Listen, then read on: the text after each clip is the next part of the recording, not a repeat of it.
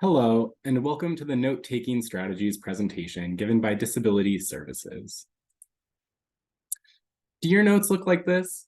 Well, you are in the right place. In this presentation, we will go over various note-taking strategies, as well as discuss the importance of organized note-taking. What are some reasons for taking lecture notes? First, it forces you to listen carefully and attentively in class, as well as it tests your understanding. You can also use your notes to gauge what is important in the text or the lecture. And it's easy to remember your personal notes rather than your text because they're in your own words. Writing down the important points also helps you remember them before you begin to study them formally. Instructors often give clues as to what is important in the material. Usually, this is material written on the board and repeated or emphasized. You can also use the tone of voice of the instructor, the amount of time they spend covering a certain point, and the number of examples provided to also help gauge the importance of a particular point. Other common cues professors use to emphasize important information include word signals, multiple points of view, and summaries at the end of class. Usually, you can also bet that topics outlined on the syllabus are going to be found on tests and exams. It's important that you develop your own method of note-taking. Some of the most successful methods include the date you took the notes and a page numbering system to help to keep them in order. Additionally, it's helpful to make your notes brief, only capturing the most important information. You can use phrases or bullet points instead of complete sentences, and you should also consider taking some reading notes before lecture so that you have room, pardon me, and leave room to add additional information from lecture as you sit in class. If you miss a statement during lecture, write down the keywords and skip a few lines so that you can go back and fill in what you missed, either by getting that information through the text or through office hours. It's most helpful to redo your notes a couple of times, adding new information and connections each time. And like I previously said, be sure to revisit unclear content by either finding it in the textbook or going to your professor's office hours. You should review your notes to help make sure you solidify the information long-term, and you should review them regularly. It's good to remember that good notes equal a good study resource. When taking notes, you should use abbreviations and symbols to shorten your notes. It's helpful to use an outline or a numbering system when writing them.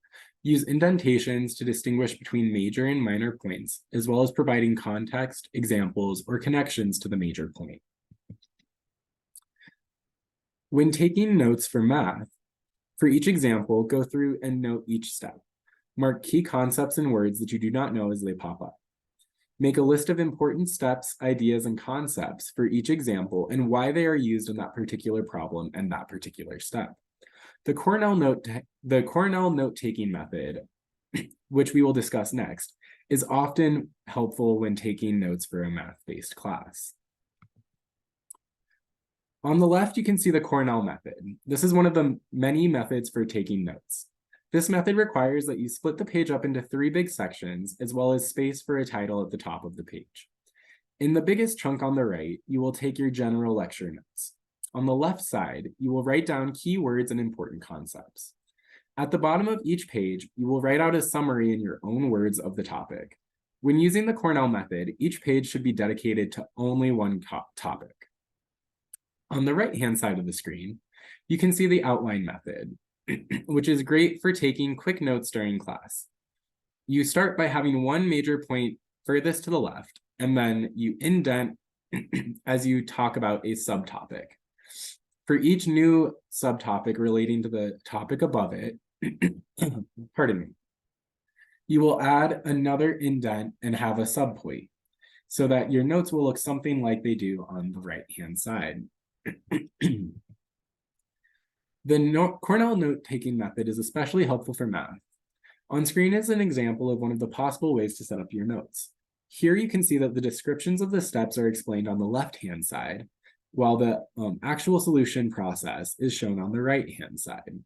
This helps you keep track of what you are doing in each step and explaining it in 2 ways, both numerically and in words.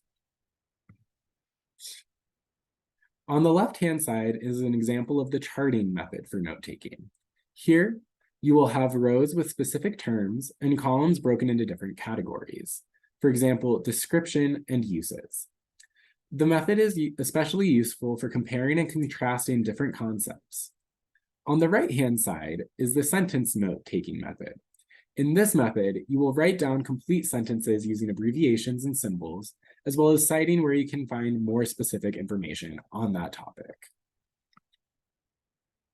The mapping method is especially useful for finding connections between topics and concepts in class. To begin, you'll start with a main subject in the center of the page. From that main subject, you will break it down into its components. For each one of the components or topics of your main subject, you will then draw a line and add some notes on the topic, an example, and some keywords associated with it. As you are building your map, find ways that one topic is related to another, and try and find as many ways as possible that these concepts connect. It's a good idea to get into the habit of taking reading notes and lecture notes in the same notebook side by side, as shown above, using one page for the reading notes and the other for the lecture. It's good to try and match up the topic so that your lecture and reading notes deal with the same concept on each page. After taking your notes, it's important to continue to review your notes regularly. In order to be most effective when reviewing your notes, you should make it a habit to look over them daily, not just before your test. It's best to review your notes before class so that you understand the foundational material going into class. It's also important to not just reread your notes, but rather engage with them. This can look like using them to test yourself, to create flashcards. You can edit them with a color coding system. You can use your notes to teach the topic to someone else, or even rewriting and revising them as needed and as more concepts come in. Here's a list of resources at CU to help you develop your own note-taking methods that work best for you. We have several academic coaching offices on campus, including ones for the College of Arts and Sciences, College of Engineering, and the Exploratory Studies. If you are registered with Disability Services, you can also use our peer academic coaching program. Additionally, this is a list of resources found online to help you get more ideas when it comes to developing your own note-taking method. In addition to different note-taking methods, there are also different technologies that can be helpful with note-taking. These include Evernote, which is free, and then Notability, Glean, and Otter AI, which all require some payment. You should also consider if your course uses lecture capture and if you're allowed to use your laptops for note-taking before you decide to purchase any of these softwares.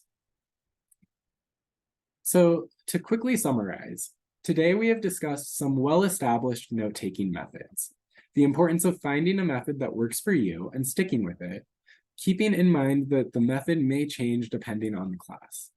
And most importantly, we discussed the importance of reviewing your notes daily. Thank you so much for your time today, and if you have any questions regarding today's presentation, please feel free to send us an email at dsprograms@colorado.edu.